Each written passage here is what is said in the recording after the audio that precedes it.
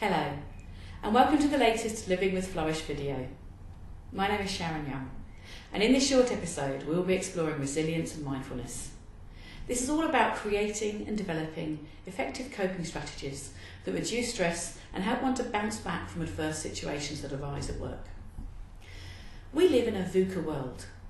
VUCA stands for volatile, uncertain, complex and ambiguous. So we really can't totally avoid stress, but how we respond to it has a huge impact on our well-being. We call this resilience or bounce back ability. And let's be honest, not all stress is bad stress. Sometimes we need a little stress to drive us to great things. So let's take a moment to look a little at the dynamics of stress. As you can see in this first diagram, there are three things involved in the dynamics of stress. Firstly, your personality. Are you someone who thrives on stress or someone who likes to have some things staying the same all the way through? The second thing is the sources of pressure that are upon you. And finally, the coping strategies that you have for dealing with them. In this second diagram, the sources of pressure are greater than the coping mechanisms and therefore causes stress to the individual. But in this third diagram, the sources of pressure are less than the coping mechanisms, so this causes growth. So we can see that the key to managing stress is either to reduce the sources of pressure or increase your coping mechanisms, or even both. Think of the well-known quote, "Grant me the courage to change the things I can, the serenity to accept the things I can't, and the wisdom to know the difference." We've used this to create a 4-stage process for positive stress management, which I'll relate to you now. Step 1 is to identify your stresses. What are your sources of pressure? They could be big or small, short-term or long-term, at work or at home. It's all about the total weight of all of these stresses that's important.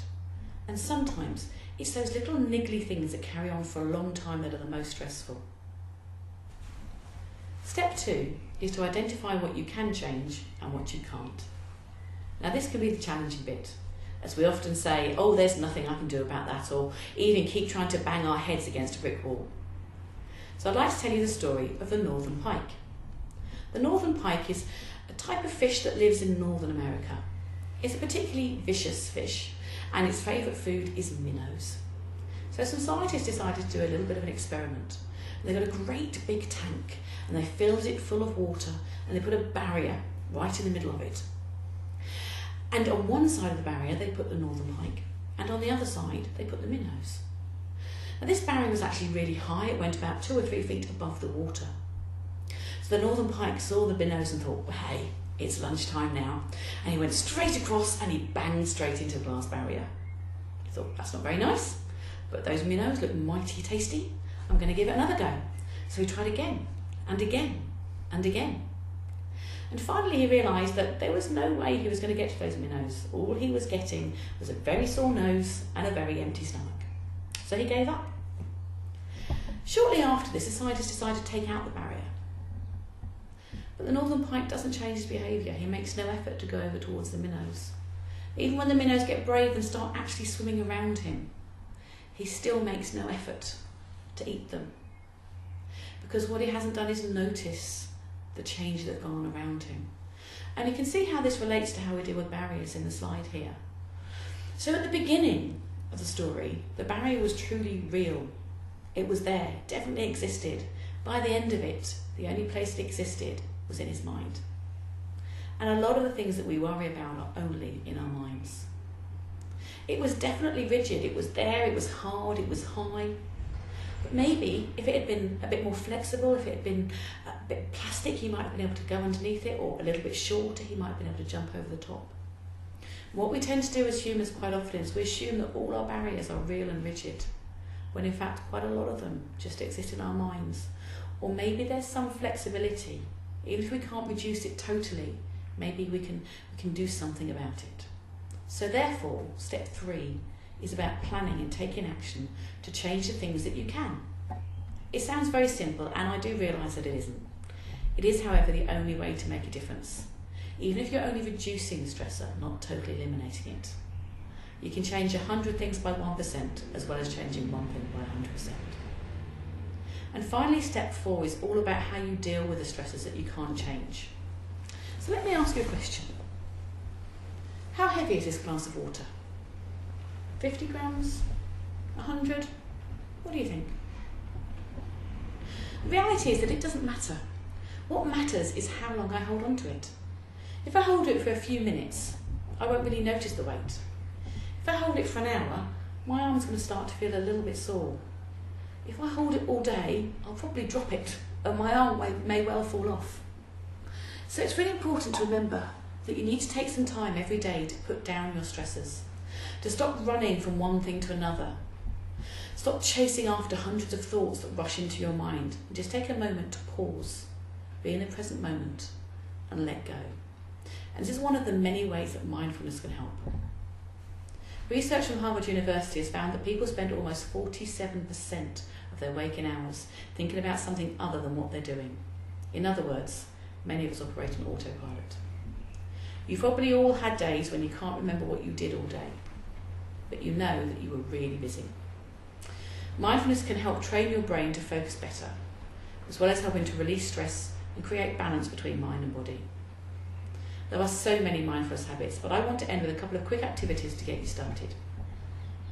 Now, I don't know about you, but when I tried meditation a few times in the past, I got really annoyed with myself when I couldn't stop thinking. But as I've been studying mindfulness, I've realised that this isn't the point. Mindfulness is all about being aware and present in the moment, about feeling rather than just thinking. So I'd like you to just close your eyes for a moment, and I want you to imagine a great big blue sky. It's just absolutely beautiful, the most lovely sky you've ever seen in your life. The most deepest, gorgeous shade of blue with lovely, fluffy clouds. And just feel the pleasure of just watching this lovely blue sky. And just really experience that moment and the feeling that it gives you. Just being part of this big, great big blue sky, this infinite blue sky. Then imagine that a bird flies across the sky. What happens to your attention then? You stop noticing the sky, don't you? And you focus on the bird. But the sky's still there. And the bird flies away out of sight, but the sky's still there. And then another bird flies across and also disappears. The bird doesn't care whether you noticed it or not. It just flies off.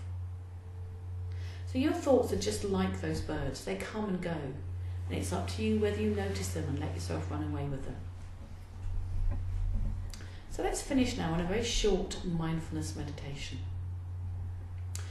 So the first thing I want you to do is to recognise that we can never totally stop our thoughts. They're like those birds, they come and go. But it's about recognising them and then bringing yourself back into what's going on. So just to start with, I'd like you to close your eyes or to keep your eyes closed. And I want you to count your thoughts. So as you're going through, just focus on your breathing and just experiencing the moment.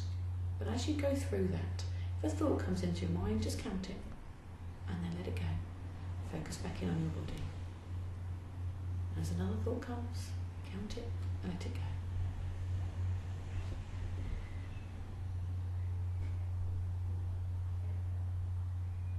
So how many thoughts did you have in that time? It wasn't very long at all. Was it 5 thoughts, 10 thoughts, 20 thoughts? There's no right or wrong, it's just the way that your mind works.